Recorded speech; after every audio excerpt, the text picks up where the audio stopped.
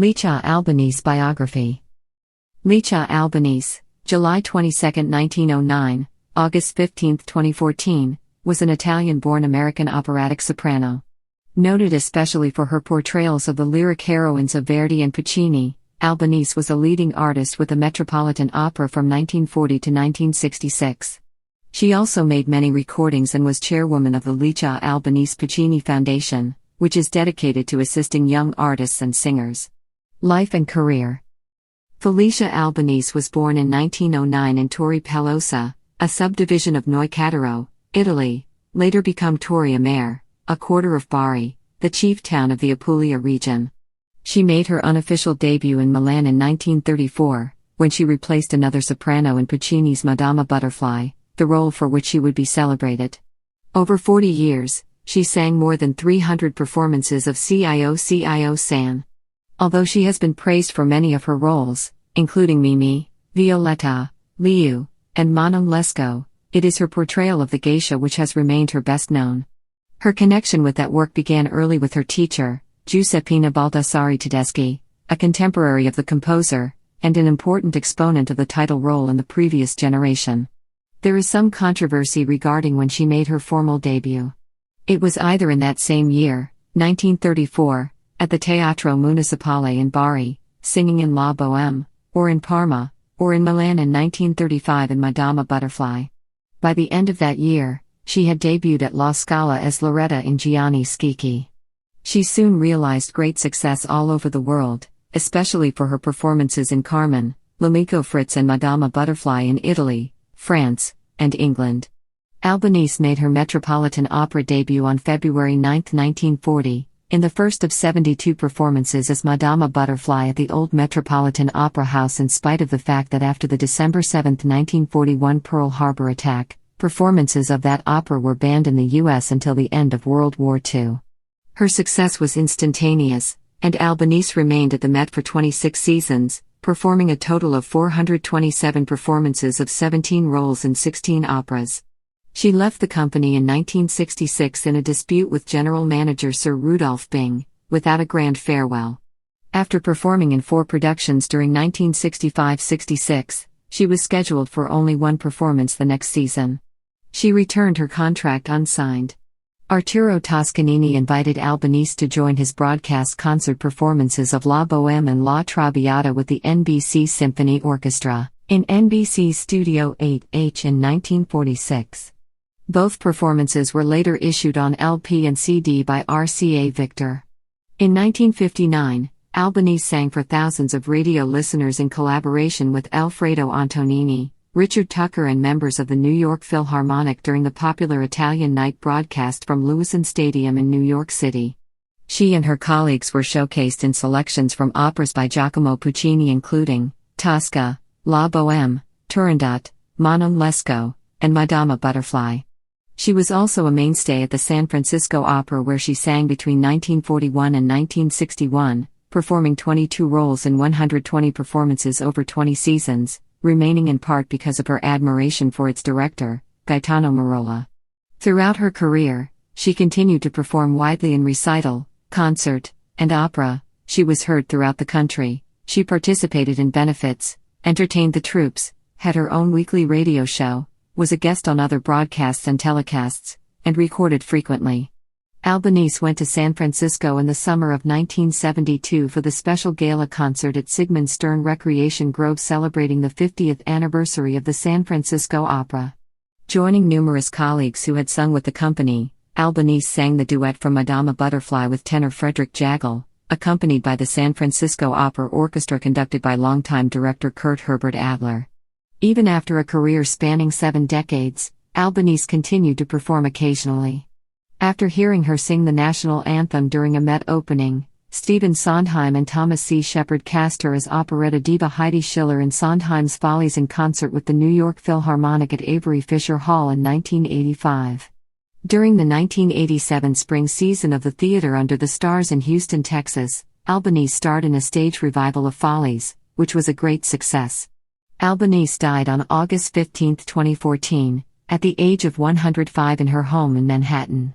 Her popularity in La Traviata was such that she sang more performances of that opera at the Met and the San Francisco Opera than any other singer in either company's history.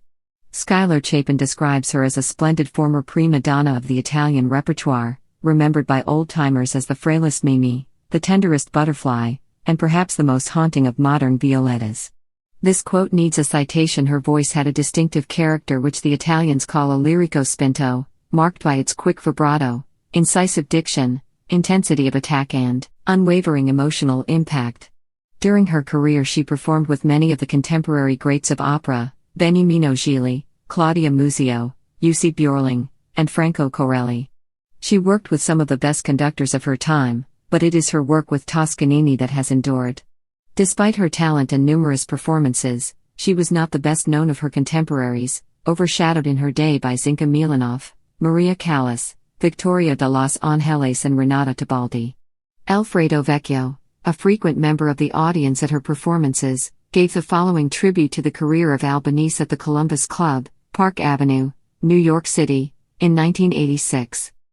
Like all great artists, Licia's specific ingenuity as a singer, the originality of her art, lay in the fact that technique for this artist at least was always a means to an end and never an end in itself, for the salient features of all great art is the ability to connect technique to the emotions.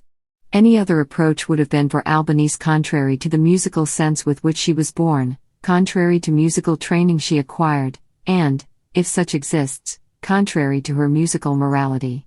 It was this, Licia's uniqueness and musical mastery which drew us, into the world of Mimi, Cio San, Manon, Lou and Violetta week after week, year after year, inviting me to a place and places I had never been before. It is for all these reasons that Virgil Thomson was able to write of Licia's first Violetta. She did not sing the role, she recreated it for our times. As we all know, Albanese's art is capable of the widest range of effects from the tragic to the comedic, from dramatic repertoire to the lyrical and even soubrette, and for anyone fortunate enough to have heard her rendition of operetta pieces, she leaves no doubt in the mind that she was born to the operetta form as well as to the rest. To all of her work, Albanese brought passion and commitment, with her rich soprano voice, equalized throughout its range, thrilling in its climaxes. However, despite her repeated performances, she never fell into routine. As she explained in a 2004 interview with Alan Ulrich of the San Francisco Chronicle, I always changed every performance. I was never boring, and I am against copying. What I learned from the great singers was not to copy, but that the drama is in the music. Recordings and legacy. Albanese appeared in the very first live telecast from the Metropolitan Opera, Verdi's Otello, opposite Ramon Benet and Leonard Warren, conducted by Fritz Busch. One of the first generation of opera singers to appear widely in recordings and on the radio, her performances, now reappearing on both compact disc and video, have provided a lasting testament to her ability. From these recordings, future generations will be able to form some impression of what she was like as a singer and to understand what made her unique as an artist. Arturo Toscanini invited Albanese to sing Mimi in the 1946 NBC Symphony Orchestra performance of La Bohème. The broadcast marked the 50th anniversary of the opera's premiere, which he had conducted in 1896. The following season Toscanini cast her again, this time as Violetta in a now classic performance of La Traviata, broadcast nationally on NBC Radio on December 1 and 8, 1946. Both performances were subsequently released on records by RCA Victor and have since continuously remained in print. Albanese was noted for the grace with which she performed La Traviata under the maestro's famously intense direction. Maria Callas once asked me how I ever got through it, but Toscanini wanted it that way, Albanese later recalled. "It should be like champagne," he said.